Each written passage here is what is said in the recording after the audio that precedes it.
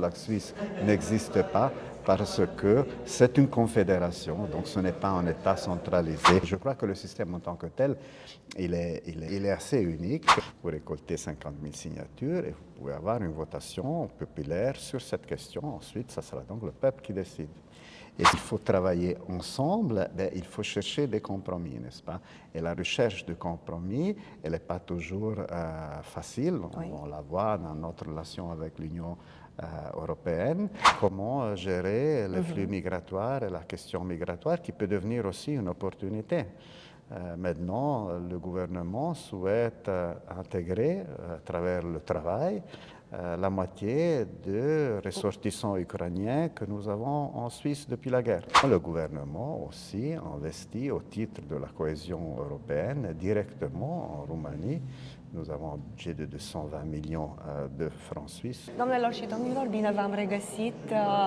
L-am alături de mine pe excelența sa, ambasadorul Confederației Elvețiene la București, domnul Massimo Baggi, care ne-a vorbit. Suntem la o conferință și toți am fost intrigați pentru că întrebarea era de ce Elveția nu există. De fapt, vedeți și tema conferinței, la Suisse nu există pas. Deci este foarte intrigantă această temă și voi vorbi în limba franceză pentru ca domnul ambasador să ne explice. Merci, monsieur ambassadeur. J'expliquais à mes téléspectateurs la thème de notre rendez-vous où tout le monde était un petit peu intrigué parce que la Suisse n'existe pas ou n'existe pas, pas physiquement mais par concept, où j'imaginais comme une forêt et les arbres. Ok, bon. La Suisse accorde plutôt la grande attention aux arbres et pas l'Assemblée générale de la forêt. Je dis bien? Oui, c'est très intéressant. Merci d'abord pour m'avoir dans votre émission. Oui, c'est vrai, la Suisse n'existe pas dans le sens que on ne pense pas à la Suisse comme un État classique plutôt centralisé. Voilà, la Suisse est une confédération, c'est-à-dire un ensemble de territoires, de régions que nous appelons cantons en Suisse et municipalités, donc des communes qui se sont mis ensemble par le bas, je dirais, pour créer ensuite un État fédéral, mais les cantons et les communes ont toujours gardé beaucoup de leur pouvoir, de leurs compétences qu'ils gèrent de manière autonome. Donc dans ce sens, la Suisse n'existe pas parce que c'est une confédération, donc ce n'est pas un État centralisé comme il y en a tant d'autres. Donc il y a l'autonomie, il y a chaque canton se dirige soi-même, mais dans un concept général quand même de la démocratie et des règles générales. C'est très intéressant parce que nous tous, on admire le modèle suisse de la démocratie directe, mais est-ce qu'on est préparé, on a la mentalité de la Suisse? Et la réponse est non. La Suisse, le système de démocratie directe, le système fédéral suisse, je crois il est unique à la Suisse. Il est né avec la Suisse. Nous n'avons jamais décentralisé la Suisse. Le modèle s'est développé par le bas et les cantons ont toujours retenu beaucoup de compétences sur la base du principe de subsidiarité. Si on peut faire dans les cantons, on fait dans les cantons. Autrement, éventuellement, oui, on délègue au pouvoir supérieur, comme c'est le cas pour la politique étrangère, etc. Mais c'est vrai que les citoyens suisses qui s'expriment régulièrement sur ces thèmes à travers le droit d'initiative populaire et de référendum, ils gardent tout à fait leurs compétences et la plupart des décisions politiques, en tout cas les plus importantes en Suisse, sont décidées directement par le peuple qui va voter. Ce qui était très intéressant dans votre discours, parmi les autres, c'était les points forts et les faiblesses. Et parce que je suis sûre que les Roumains et les autres sont très intéressés par les points faibles aussi. Les vertus, on les voit. Tout le monde voit comme Eldorado la Suisse. C'est vrai que c'est différent, mais je sais que il n'y a pas, c'est l'utopie de croire que c'est un système parfait quelque part au monde. Et vous savez, c'est un système qui marche bien en Suisse, mais je ne crois pas que c'est un système qui peut être exporté, en tout cas pas tel quel. On peut peut-être garder à la Suisse pour certains éléments qui, eux, peuvent être adaptés et puis, disons, ajustés à d'autres contextes politiques. Et donc, on est bien heureux que ça puisse inspirer d'autres pays. Mais je crois que le système en tant que tel, il est assez unique. Il y a quelque part au monde, je ne parle pas d'Europe, mais il y a quelque part au monde quelque chose qui est très semblable à votre système? Vous avez des systèmes fédéralistes dans beaucoup de pays du monde. Notre voisin, l'Allemagne d'ailleurs, est un pays qui a beaucoup poussé la question fédérale. Nous, c'est vrai qu'on va encore plus loin parce qu'on a aussi le fédéralisme fiscal, c'est-à-dire les citoyens suisses payent la plupart de leurs impôts sur le revenu et la fortune directement dans les municipalités et dans les cantons. Oui. Et donc ces cantons et ces municipalités ont les instruments, même financiers, pour réaliser leurs projets, les routes, les hôpitaux, la police, les écoles. Et ça, c'est finalement... Très contrôlable aussi. Oui, et puis surtout, c'est ce qui compte le plus pour les citoyens, parce que pour les citoyens, avoir cette proximité des décideurs pour les besoins qui sont les leurs, ça compte parce qu'il ne faut pas aller dans la capitale pour expliquer qu'on a besoin d'un hôpital, d'une route, d'une école, mais on peut le faire entre nous. Et ça, pour nous, c'est un grand avantage. Oui, la démocratie directe. Donc, si tu as une proposition de loi ou tu as à signaler quelque chose qui ne va pas, disons mémorandum, je ne sais pas comment ça s'appelle. Donc, si tu as 50 000 signatures, ça va plus loin. Oui, on a deux instruments qu'on utilise régulièrement en Suisse, le droit de référendum qui vous permet de remettre en discussion par votation populaire une décision qui a été prise par le gouvernement, qui ne vous convient pas.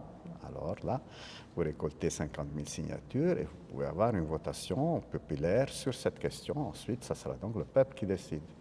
Et si vous voulez introduire un nouveau élément législatif ou bien un principe nouveau, même dans la Constitution, vous récoltez 100 000 signatures et puis vous pouvez lancer une initiative populaire et encore une fois, sur cette initiative, vous avez l'entière de la population suisse qui va s'exprimer et qui décidera. Et donc, c'est pour cette raison que je dis toujours, la plupart des décisions politiques en Suisse sont finalement prises par les citoyens. C'est vrai, 4 langues officielles, romaniche, suisse, français, italien et allemand. Et ça marche bien. Je crois qu'il n'y a pas de pays où tu as autant de langues officielles, pas seulement parler. Alors, pour l'inconvénient, j'étais très attentive, c'était plutôt l'idée de globalisation, alors que c'est assez mélangé, les cultures et tout ça, pour arriver à une vecteur, quelque chose de commun, c'est un peu difficile. Évidemment, quand vous avez un système qui est unique, qui est différent par rapport aux autres, mais qu'il faut travailler ensemble, il faut chercher des compromis, n'est-ce pas? Et la recherche de compromis, elle n'est pas toujours facile. Oui. On la voit dans notre relation avec l'Union européenne et ça présuppose beaucoup de discussions, beaucoup de création de consensus. Parce qu'en Suisse, on a dans tous les gouvernements au niveau local, fédéral et puis cantonal, on a pratiquement partout des coalitions. Donc, les partis doivent se mettre ensemble, discuter, trouver une solution. Et donc, parfois, c'est peut-être un autre défi du système. Il est un peu long. Il faut du temps pour créer ce consensus, mais ensuite, il tient. Et donc, ça, c'est finalement aussi un avantage. Oui, alors encore un sujet très délicat, c'est sur l'immigration. ni même la Suisse n'est pas épargnée à ça, mais en Europe, on discute de ça et dans le monde, en voyant l'administration Trump et tout ça. Aussi chez vous, la population migratoire majoritaire, on parle après la guerre, c'était l'italien et c'est du Kosovo, de ce que je sais. La Suisse a toujours été d'abord un pays d'émigration, maintenant plutôt un pays d'immigration, de transit aussi, parce que nous sommes en plein centre C'est un peu risqué, de l'Europe. le transit qui peut devenir une permanence, mais c'est vrai que... La question, c'est à savoir comment gérer les flux migratoires et la question migratoire qui peut devenir aussi une opportunité. Maintenant, le gouvernement souhaite intégrer à travers le travail la moitié de ressortissants ukrainiens que nous avons en Suisse depuis la guerre.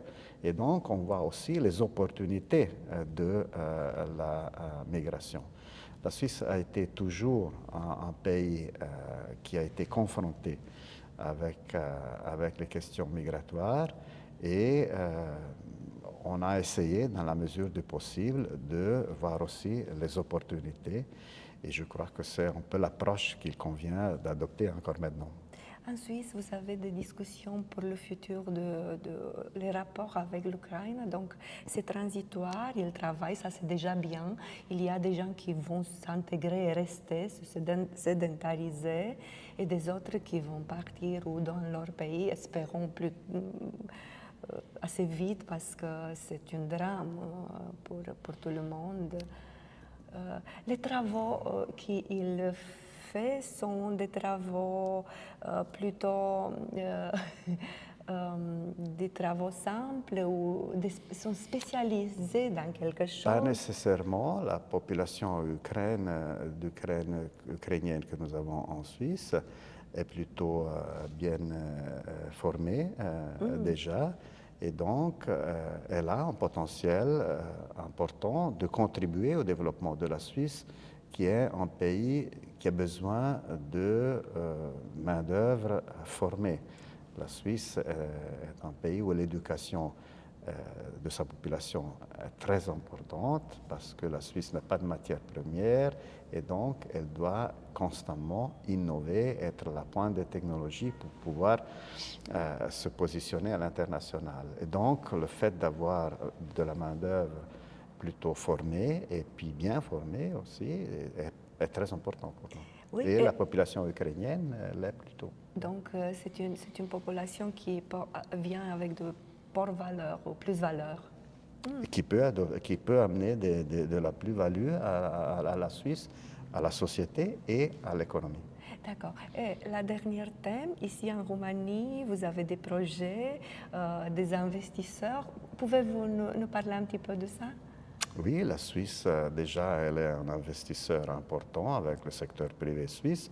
En Roumanie, on est le numéro 7, numéro 8, ça dépend un peu des années, ce qui est pas négligeable pour un pays de 9 millions d'habitants. Et puis deuxièmement, le gouvernement aussi investit au titre de la cohésion européenne directement en Roumanie.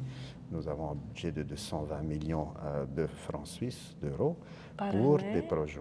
Non, c'est pour une période, ça dépend d'une dizaine d'années, et puis on peut renouveler ce crédit. Et c'est déjà la deuxième fois que nous renouvelons. Les investissements sont dans quelle industrie? Vous parlez d'Arad aussi, quelque chose de très fraîche? Il y a les investissements du secteur privé dans beaucoup de secteurs, comme le ciment, par exemple. La Suisse, une entreprise suisse est le plus grand producteur de ciment en Roumanie. Vous avez l'industrie pharmaceutique suisse qui est très présente en Roumanie. On est très présent dans beaucoup de secteurs. Et puis, on a le gouvernement qui a des projets directement financés par le gouvernement en Roumanie, avec le gouvernement de Roumanie, dans beaucoup de domaines, comme par exemple celui de la formation duale. On veut introduire la formation duale par apprentissage en entreprise, ici en Roumanie. On a des projets sur l'efficacité énergétique et qu'on finance directement à travers le budget de l'État suisse. D'accord. Alors, je vous remercie et on se reverra pour telle conférence ou bien pour des autres discussions. Merci, Monsieur l'ambassadeur. Merci, Madame. Merci beaucoup.